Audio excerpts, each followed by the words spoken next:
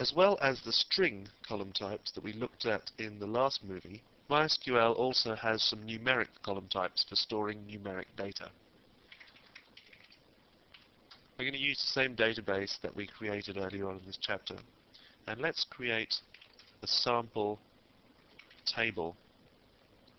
Let's call it numbers.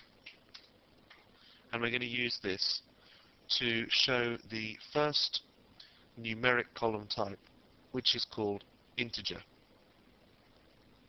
Now, an integer is a whole number rather than a number with a fraction appended to it. So we're only able to store whole numbers in an integer column. Let's call our first column simply I, and that will be an integer. Now, the limits on an integer column is that the range of valid values is minus 214748368 to the same number in the positive.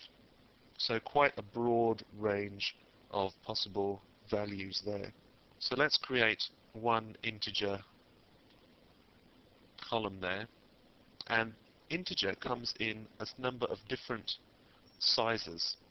So as well as the plain integer size, there's also, let's call it T for tiny int, and a tiny int is much smaller. A tiny int goes from minus 128 to 127.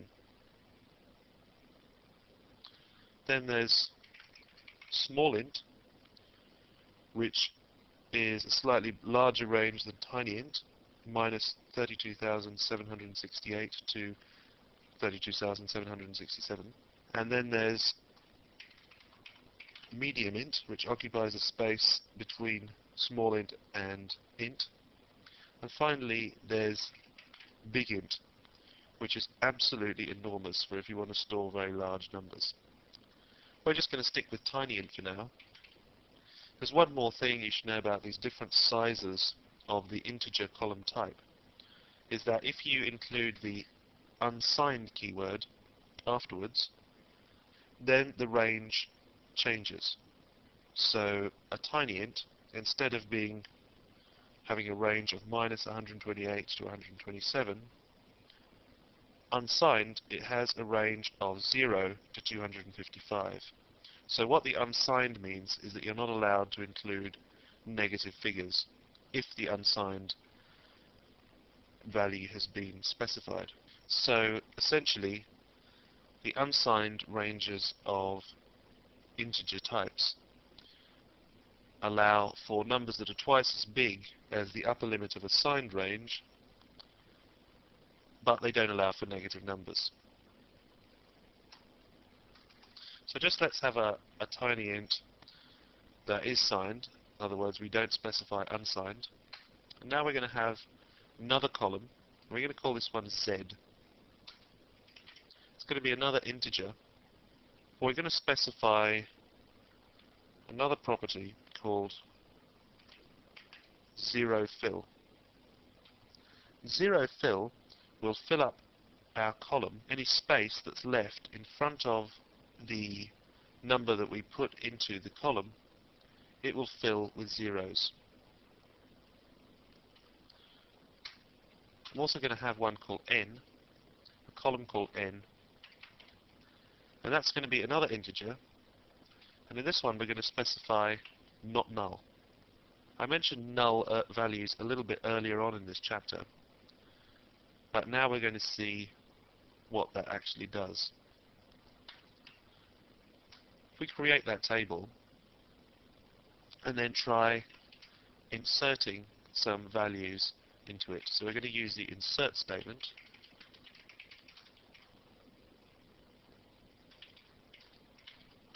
Let's say we try and put the number 300 into all of these columns. We use our select statement to get back the data that we've just added. As we can see, this has been interpreted in 3 different ways. First of all, our integer column, the first one, has interpreted the value 300 correctly as 300. The tiny int column, however, has a range, as I mentioned earlier, of -128 to 127. Because 300 doesn't fall within that range, it goes as near to it as it can. So it goes to the upper limit of its range and it puts in that figure.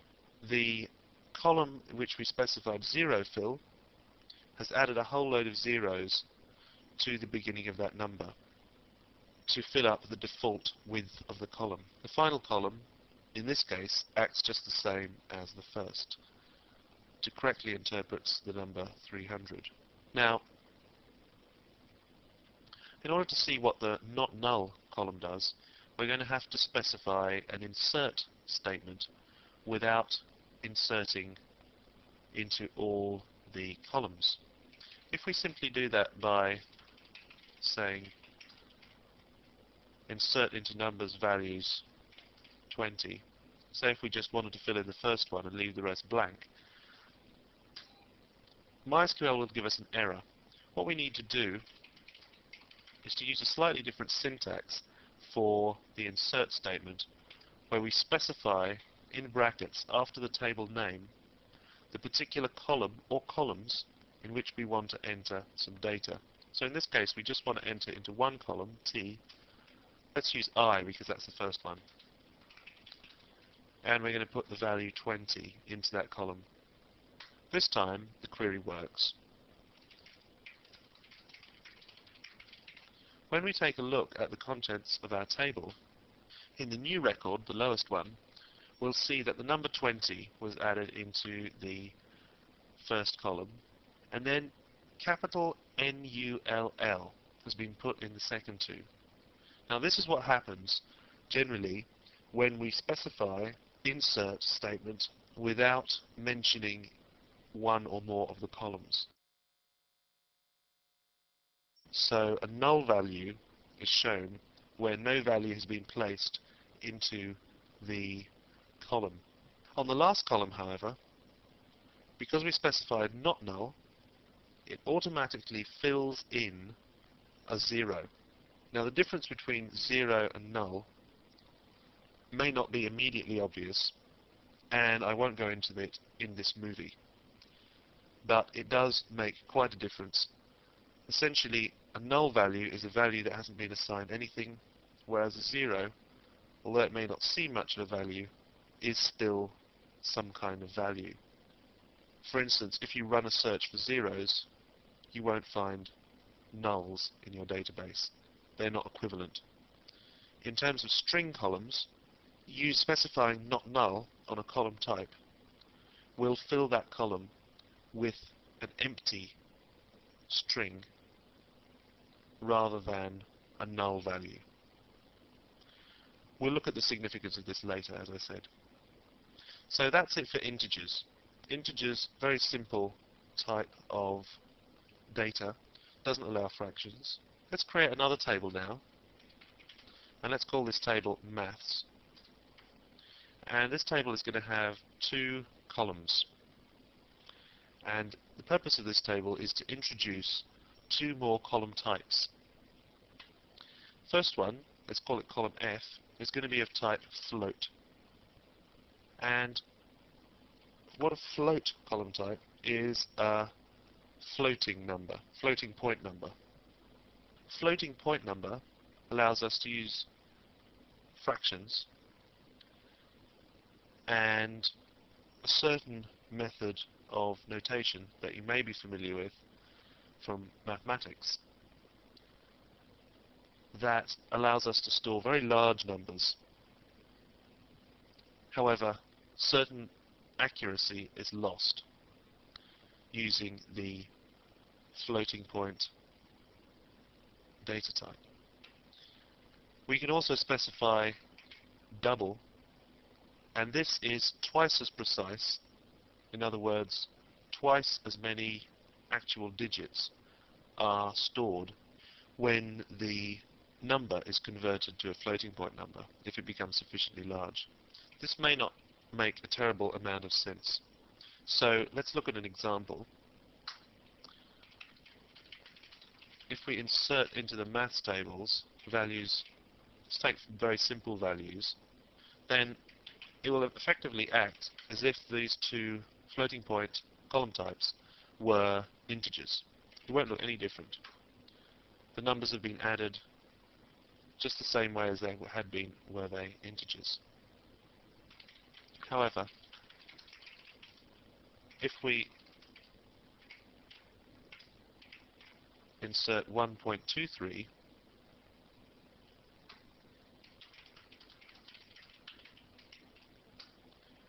we can see that the floating point column type is able to deal with fractions as well as whole numbers. Another way in which it differs is if we use a long numbers such as this, then we'll see a difference in the way these figures are stored. As we can see, when the number becomes large, the decimal point is moved right to almost the beginning of the number, and then the number of places that the number is away from the decimal point is given at the end. As we can see, the floating point column has resorted to this method because it's run out of digits that it's able to use, whereas the double has not. If we insert an even larger figure,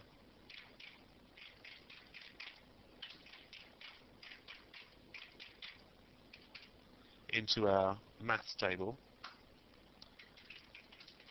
we can see that we've effectively forced both of them to show their numbers as floating point numbers. The disadvantage, of course, is that as the numbers get bigger, we lose some degree of accuracy because only the first set of numbers, of digits that are stored, remembered. So the smallest figures on the lowest place value tend to be lost as your numbers get bigger. There's also one more kind of numeric column type. And let's create a new table for this. And we'll call it price list. And I'm just going to put one column in here, and I'm going to call it price. And the reason I've given this table and column a more meaningful name than the others is that the decimal column type, which is the type we're just about to learn, is particularly suited for this kind of data. For instance, when we have a price listed, if we wish to add $3.50 to $2.50, we want to make sure that the cents are still mentioned, even if they're completely empty at the end of the sum.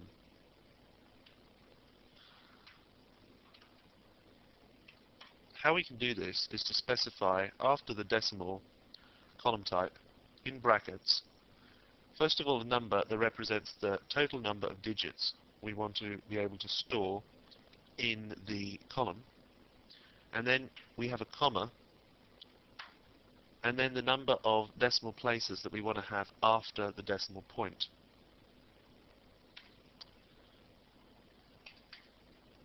Then we'll close a bracket that encloses the list of different columns in our table price list, and then we're going to try out the decimal column.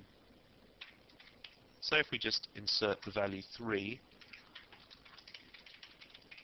then we bring it back with the select statement, as you can see, it's added 2 decimal places after the decimal point, just like a price or an amount in money.